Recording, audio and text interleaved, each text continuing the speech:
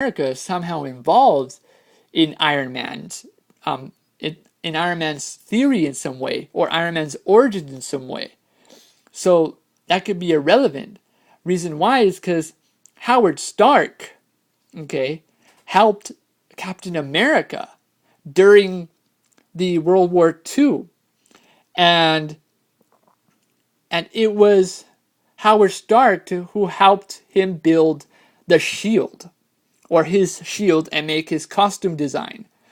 It was Howard Stark who found the cosmic cube after Captain America fell crashing into the water, and he into the Arctic, and he got frozen solid.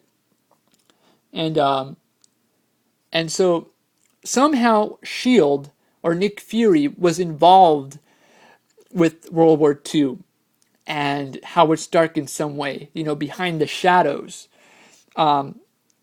It's unfamiliar of what happened, but according to Kevin Feige, Joss Whedon is developing a Shield TV series, which will state the origins of Shield, which will answer loose ends of Shield. What is Shield? Who are they? Because honestly, Shield aren't superheroes. They're just humans, but really professional, expert agents and military personal people, profiled people that know how to do things right, but they're not superheroes. But which makes them more like how do you say, not not human, but not superheroes. They're in the middle. They're more of the odd people. You think the superheroes are odd. Shield is odd because they're not superheroes, but yet they're not humans, but they are trained very well, and that's what makes them unique. So with the Shield TV series, I'm pretty sure they're going to involve and influence other superheroes and other characters of Shield and introduce Nick Fury's origins, which will be cool, as they're setting up Phase 2 and already Phase 3. So I'm getting the hint that Phase 2 and Phase 3 are going to be connected together. So Avengers 2 and Avengers 3 are somehow going to be connected together, as I was saying. So let's just try to understand this universal thing. Universe means many things surrounding that one thing. So in this world, it's called the MCU, Marvel Cinematic Universe. Marvel, which is a comic studio that features many superheroes, features many superheroes that coexist together or individually in their own comics. Sometimes in Iron Man comics, you see Spider-Man. Or sometimes in Thor, you see Beta Ray Bill. Or sometimes you see Thor and Spider-Man, or the X-Men, Wolverine and Fantastic Four. Or, that's what the Marvel universe is. Marvel Cinematic Universe is completely different, because the licensing properties are owned by different companies, such as Fox owns Fantastic Four and X-Men, and Sony owns Spider-Man. We won't see any of them anytime soon, and that's smart because this is what we're dealing with. We're trying to fix and put together a story. Story is important. Don't make a Spider-Man 3. Spider-Man 3 was good, okay, but not the best Spider-Man. It wasn't really our cup of tea. It was too much, too scrambled, too bitter. It just put salt at the end of your tongue, and you did not know where to spit it out. And that's how it was. You just felt Venom was rushed. You just felt, there could have been more development with the character, and it didn't make sense. It didn't make sense, and Harry died, and Sandman got away. It just didn't, I understand that he forgave Sandman, but that could have been done with Vulture. That could have been done with Sandman and Vulture. Could have introduced Venom in 4. They could have in 3 they could have had the symbiote on Venom, and that's it.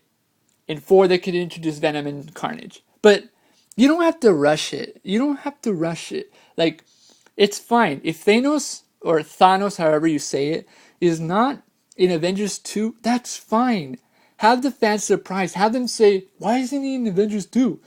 Well, I'm telling you why. He was in Guardians of the Galaxy. You saw him. You know what he's capable of doing. He will come, just not yet. So leaving that out, no Planet Hulk is finally confirmed that Joss Whedon and Kevin Feige, they both said no Planet Hulk.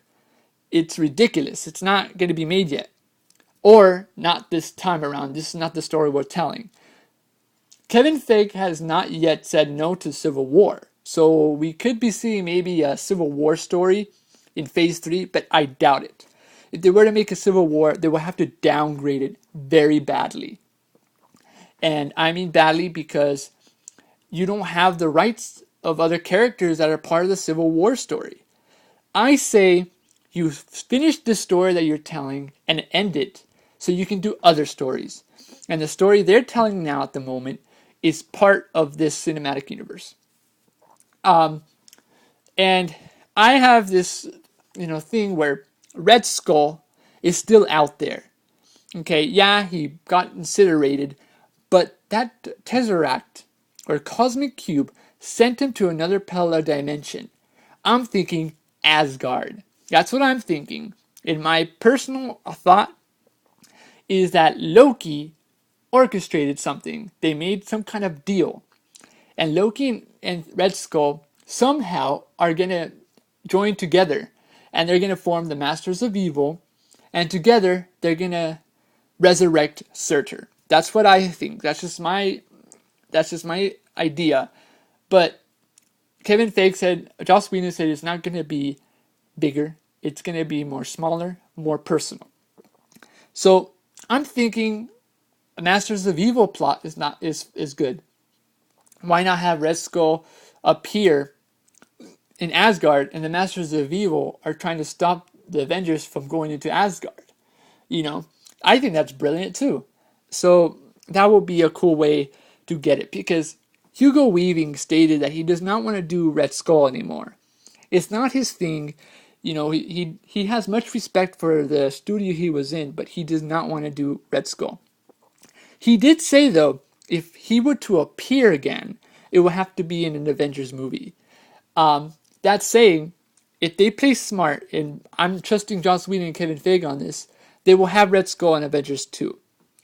And somehow he'd be killed off, and that's just my idea. That's just what I think. He'll be killed off, and Hugo Weaving can do his own things after that. And somehow Thanos gets the Cosmic Cube back. Okay. And that stages the next stage of Phase 3. That's just what I'm thinking. Okay. And now we're going to some Easter eggs.